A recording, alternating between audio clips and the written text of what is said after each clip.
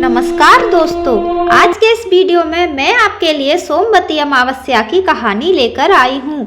एक साहूकार के 7 बेटे और एक बेटी थी। उसके 7 बेटों का विवाह हो चुका था। उनके घर रोजाना सवेरे सवेरे एक ब्राह्मण भिक्षा मांगने आते थे। जब भी साहूकार की कोई बहू या सेठानी उसे भिक्षा देती तो वह आशीर्वाद देते और कहते अपने पति के कंधे राज करो। लेकिन जब भी साहूकार की बेटी भिक्षा देती तो वह ब्राह्मण आशीर्वाद में कहते अपने भाई भौजाई के कंधे राज करो। साहूकार की बेटी को यह बात बहुत बुरी लगती थी। एक दिन उसने अपनी माँ से कहा, माँ, ये पंडित जी जब भी भाभीियों या आप भिक्षा देते हो तो आशीर्वाद में कहते हैं अपने पति के कंधे राज करो, लेकिन जब भी मैं इन्हें भिक्षा देती हूँ तो ये मुझे कहते हैं अपने भाई भौजाई के कंधे राज करो। तो उसकी माँ ने कहा, तू कल फिर से भिक्षा देने जाना। जब वो तुझे आशीर्वाद देंगे तो मैं उनसे इसके पीछे का कारण अवश्य पूछूंगी। अगले दिन जब ब्राह्मण भिक्षा लेने आए तो माँ वहां आ गई और ब्राह्मण से कहने लगी, आप इसे ऐसा आशीर्वाद क्यों दे रहे हो? तब पंडित जी ने कहा, क्योंकि इसकी किस्मत में सुहाग नहीं है। तब सेठानी ने इसका कोई उपाय पूछा। तब वे ब्राह्मण बोले, यदि सोना धोबन इसकी शादी में आकर आशीर्वाद दे तो इसका पति बच सकता है। तो सेठानी पूछती है, शोभा धोबन कहाँ रहती है? पंडित जी बोले, 7 समंदर पार सोना धोबन का गांव है। तब सेठानी ने अपने 7 बेटों से कहा, सोना धोबन के गांव बहन को लेकर जाना है। 6 बेटों ने तो मना कर दिया, लेकिन 7वां बेटा तैयार हो जाता है। दोनों भाई बहन सोना धोबन के गांव के लिए रवाना होते हैं। दोनों एक नदी के किनारे एक पेड़ के नीचे बैठ जाते हैं। पेड़ के नीचे से एक सांप निकलता है और पेड़ के ऊपर चढ़ने लगता है।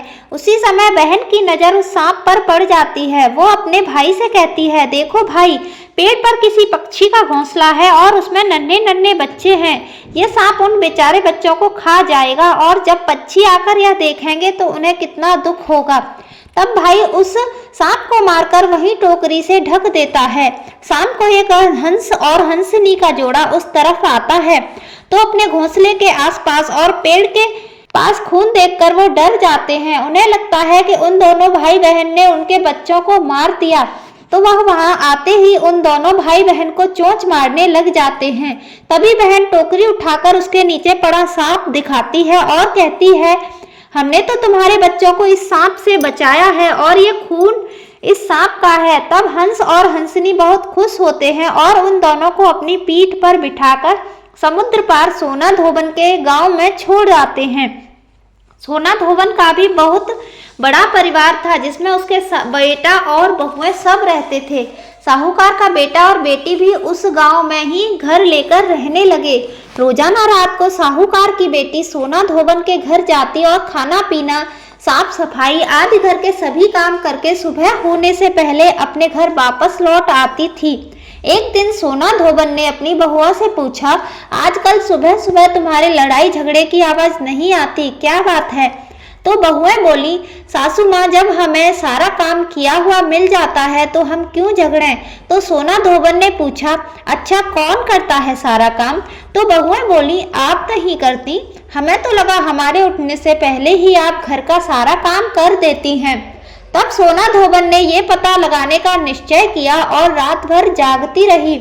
जब साहूकार की बेटी आई तो सोना धोबन ने उसका हाथ पकड़ लिया और पूछने लगी, कौन हो तुम और क्यों मेरे घर आकर मेरे घर का सारा काम करती हो? तब साहूकार की बेटी ने पंडित जी वाली सारी बात सोना धोबन को बता दी और कहा, यदि आप अपनी सोमवती अमावस्या का सारा फल मुझे दे दें तो मेरा सुहाग अमर हो जाएगा।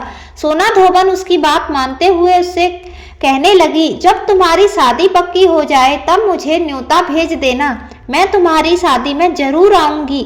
इसके बाद दोनों भाई बहन अपने घर वापस आ जाते हैं और बहन के लिए लड़का ढूंढकर शादी की तारीख पक्की होती है। सोना धोबन को भी न्योता भेजा जाता है। शादी के दिन फेरों के ठीक बाद एक सांप आता है और दूल्हे को डस लेता है, जिससे दूल्हा मर जाता है। तब सोना धोबन संकल्प लेकर दूल्हे के मुंह में पानी डालती है और वो वापस जीवित हो जाता है। तभी से सोना धोबन के साथ साथ साहूकार की बेटी और बहुओं ने भी सोमवती अमावस्या का व्रत करने का संकल्प लिया। ओम नमः शिवाय।